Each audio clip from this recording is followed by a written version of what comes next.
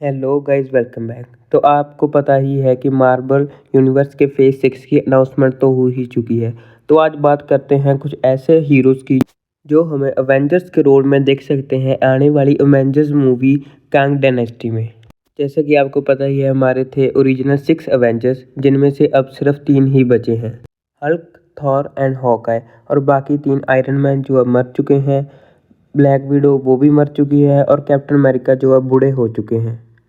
अब इसके बाद मार्वल अपने अवेंजर्स का फिर से रीबिल्ड करेगा और हमें नए अवेंजर्स देगा, जो आने वाली अवेंजर्स मूवी कांग डायनेस्टी और सीक्रेट वॉर्स में हमें विलन्स के साथ लड़ते हुए दिखाई देंगे। और आज बात हम करेंगे ऐसे ही 6 मार्वल के सुपर हीरोज़ की जो आगे चलकर अवेंजर्स बन सकते हैं। तो शुरू करते हैं। नंबर 6 पर है हरक्यूलेस। जी हाँ, ज़ेउस के बेटे हरक्यूलेस। अभी तक मार्वल सिनेमैटिक यूनिवर्स में हमें हरक्यूलेस के बारे में ज़्यादा देखने को नहीं मिला है, लेकिन ये अवेंजर्स बनने के हकदार हैं। अब आप कहेंगे कैसे? चलिए आपको समझाते हैं कि ये कैसे अवेंजर्स बन सकते हैं।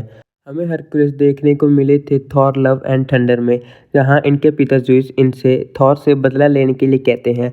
लेकिन अभी तक थॉर की अगली मूवी या हरक्यूलेस की कोई भी मूवी की अनाउंसमेंट नहीं हुई है, जिसके कारण हमें ये रोमांचक लड़ाई देखने को शायद ना मिले। इसी कारण हमें अब अगली बार जब हरक्यूलेस देखेंगे तो हो सकता है वो हमें दिखाई दें आने वाली अवेंजर्स की मूवी कांग डायनेस्टी में।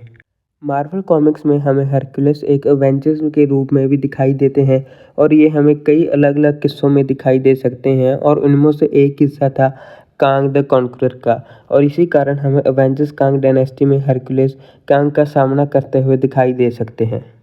अब चलते हैं हमारे अगले कंटेस्टेंट की तरफ, जिनका नाम है ब्लैक नाइट। अब आप में से कईयों को ब्लैक नाइट के बारे में नहीं पता होगा, तो बता देते हैं। ब्लैक नाइट हमें इटर्नल्स की मूवी में दिखाई दिए थे। इटर्नल के क्रेडिट सीन में डेन विडमैन इबोनी ब्लेड से ब्लैक नाइट बनते हैं। मार्वल कॉमिक्स में दिखाया गया है कि ब्लैक नाइट बहुत लंबे समय तक एवेंजर्स के मेंबर और एवेंजर्स के लीडर रह चुके हैं, इसलिए इन्हें एवेंजर्स के रूप में देखना आसान होगा। नंबर 4 पर हैं शांग-ची। इनकी मूवी तो सबने देखी ही होगी, लेकिन हरक्यूलेस और ब्लैक नाइट से इनका ये डिफरेंस है कि ये कभी भी एवेंजर्स में नहीं थे 2010 तक। मूवी के क्रेडिट सीन में हम मार्वल और ब्रूस बैनर को देख सकते हैं।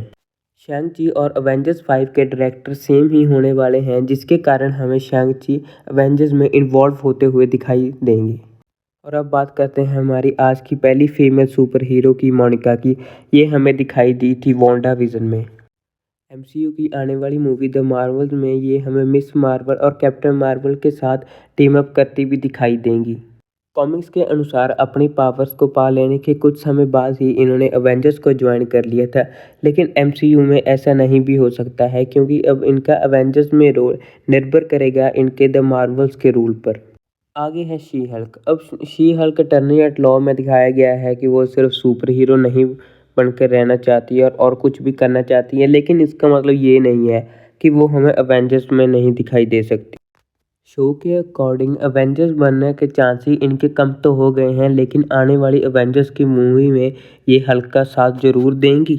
अब बात करते हैं हमारे आखिरी हीरो की, और आखिरी हीरो का नाम है नेमोर। जी हाँ, नेमोर वकांडा फॉर एवर का जो विलन है वो नेमोर। मूवी देखकर लगता नहीं है कि ये कभी अवेंजर्स बन पाएंगे, क्योंकि इनको विलन दर्शाया गया है, लेकिन इनको विलन से हीरो भी बनाया जा सकता है आने वाली मार्वल की मूवीज में। मार्वल की कॉमिक्स में ये 20 साल तक अवेंजर्स के एडवाइज़र रहे हैं, और उसके बाद कैप्टन अमेरिका के द्वारा इन्हें इनवाइट किया गया था अवेंजर्स को ज्वाइन करने के लिए। अटलांटिस को खो देने के बाद इनका कोई भी मकसद नहीं था, और अवेंजर्स के साथ रहना ही इनका एक मकसद बन चुका था। और कांग, जो कि एक टाइम ट्रैवलर विलन है, हमें ये उनके साथ लड़ाई करते हुए दिखाई देंगे। तो आज की वीडियो के लिए यही था। सब्सक्राइब करना मत भूलें।